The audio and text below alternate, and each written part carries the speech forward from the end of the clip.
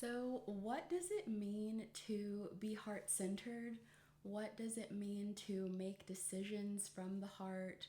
And how can we connect more with our hearts and really embrace more heart centeredness as medicine for these times? And so, that's something I think about a lot, and it's something that I try to practice as often as I can because the heart is so powerful. Not only, of course, is our heart responsible for circulation, but our heart is also this energetic compass, and the electromagnetic field generated by the heart is 60 times larger than the electromagnetic field generated by the brain. And so I love thinking about that, and I love thinking about that image and just how powerful and how expansive our heart energy can be when it's very coherent.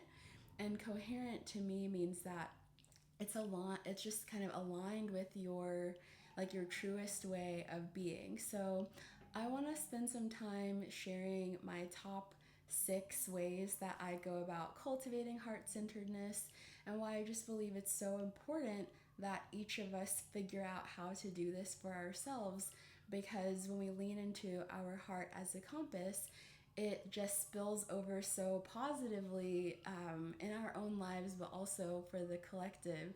And it's responsible for inviting more whimsy, more joy, more pleasure, just more connection to our emotions, actually dealing with the rage and the grief that we feel, and just keeping it moving so that we don't get stuck in all of the day-to-day life and complicated parts of being human.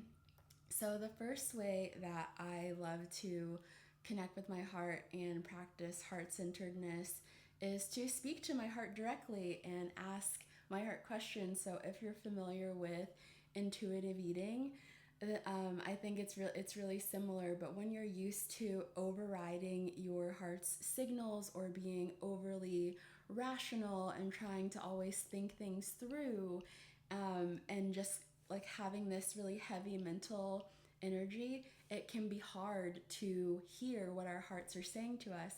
And so just taking the time to like put your hand on your heart and to breathe and to ask your heart and speak clearly, like, what do I want to wear today? How do I want to style my hair today? How do I want to paint my nails today? What do I want to eat today? Who do I want to talk to today? And so like really asking your heart and like having this real check-in, you could be surprised by the answers that your heart gives you. But in making that time and setting this space to like really intentionally connect with your heart, you begin to not just honor the answers that you hear and that you feel, but then you also just start, you don't have to necessarily do those specific check-ins as often. You'll just find yourself moving from that place and making decisions from that place a little bit more easily. But so like really speaking to your heart and letting your heart dictate your decisions with like what you want to wear, what you want to eat, who you want to see, what you want to do, how you want to spend your energy that day, what you need, like what does your heart need that day? Do you need more action and activity? Do you need more rest and slowness? Do you need connection with others?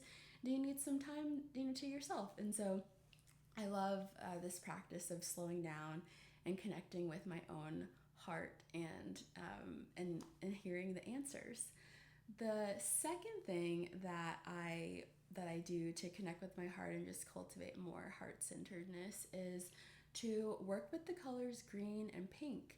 So if you're familiar with the chakra system, green is the color of the heart chakra. And so working with the color green, whether that is wearing green clothing, whether that is sleeping in green sheets, whether that is eating green food, so like leafy greens. Leafy greens are great for this. Same with pink, and so really working with the colors green and pink, whether that's wearing them, that's surrounding yourself with them, painting a wall that color, eating foods that color, drinking drinks that color, just really sitting in those colors, green and pink, can be so balancing and very grounding. The human eye is trained to see more shades of green than any other color, and that's because we've evolved to be in this really intimate relationship with Earth, which is easy to forget living in these modern crazy lives, and especially if you live in a big city like I do. But we are naturally attuned to green. Green is grounding, green is peaceful, green is harmonizing, and green really connects us directly to the heart. So surrounding myself with green or pink are ways that I also help just tap into my heart space. The other thing that I love to do, or the third thing I want to share about connecting with the heart, is working with herbs that really support the heart both physically and energetically. I'm an herbalist and have been for the last few years, and also just an earth steward. So spending time outside and just getting to cultivate different relationships with plants has been so transformational for me, and really being able to connect with my heart center and to also support feelings of grief and anger and just the overwhelm that it's so easy to feel these days when you're engaged with the world around you.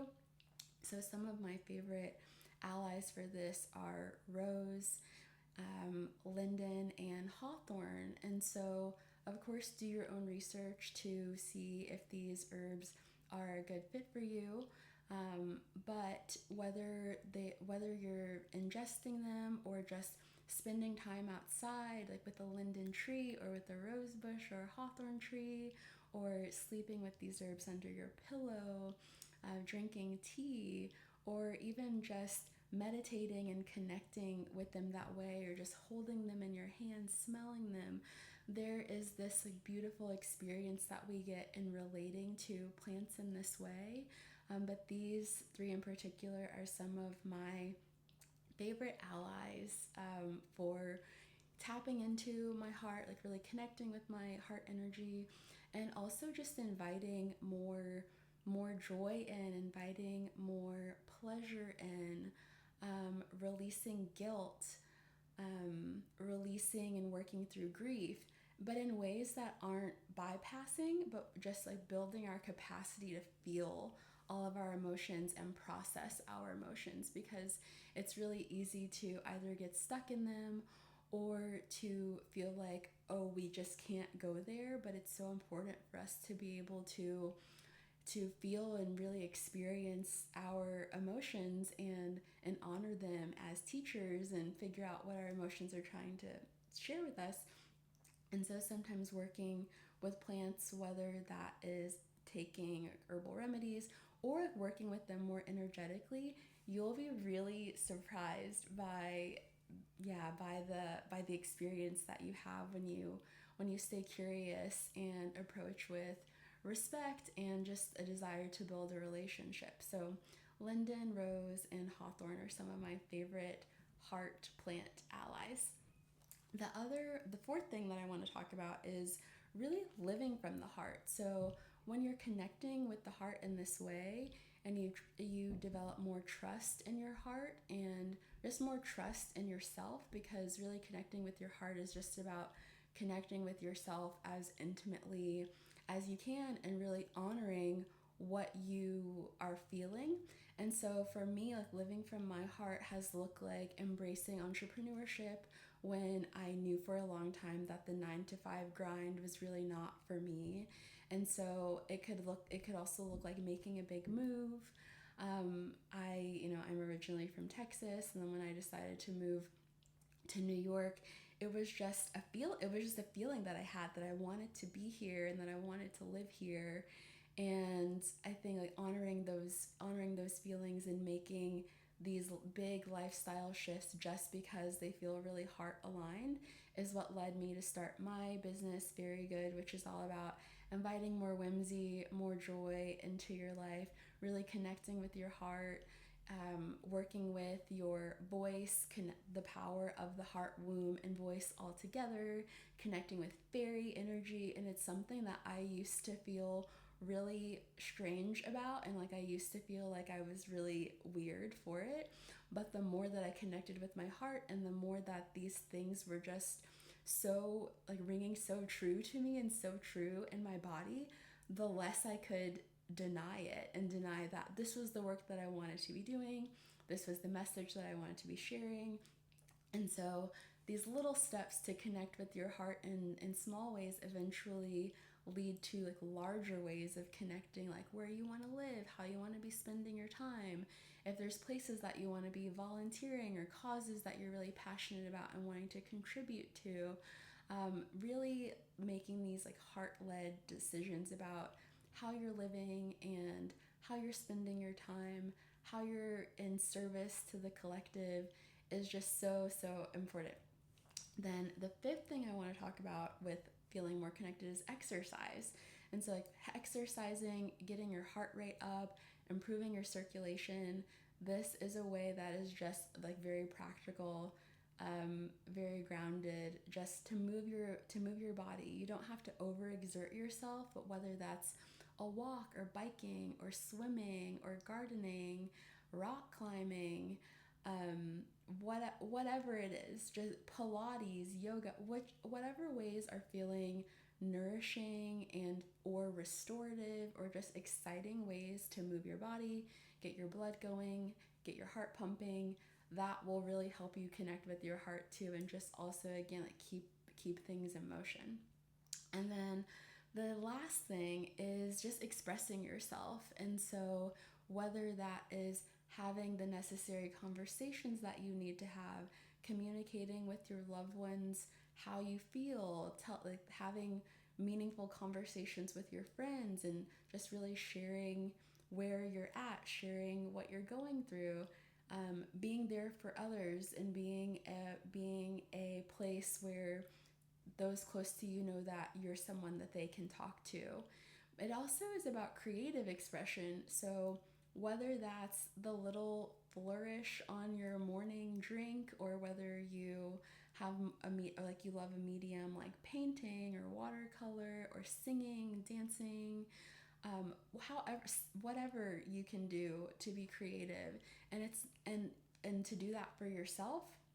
It doesn't even have to be something that you share with other people, but just your own creative practice and connecting with your own creative energy, and just nourishing the creative energy that and that expression that comes from expressing, that expression that comes from a heart-centered place, that just comes from a really true place where you're not performing for other people, that ways that just feel good to express yourself, ways to create, ways to see yourself and to see others, and to see the collective reflected back in what you're creating. So expression is the last way that I want to share with you today of how to connect with your heart.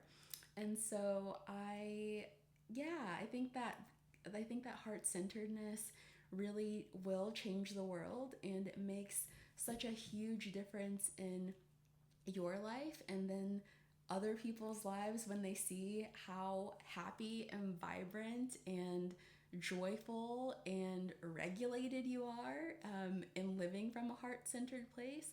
It's not always easy, and it's also not always practical, but I think that the way that you feel when you are making decisions that are aligned with your heart is just really exciting and undeniable. So I'd love to hear some of the ways that you connect with your heart, or which of these tips you're most excited to try. And if you haven't already, if you've made it this far, be sure to like, subscribe, and follow for more as I grow my channel.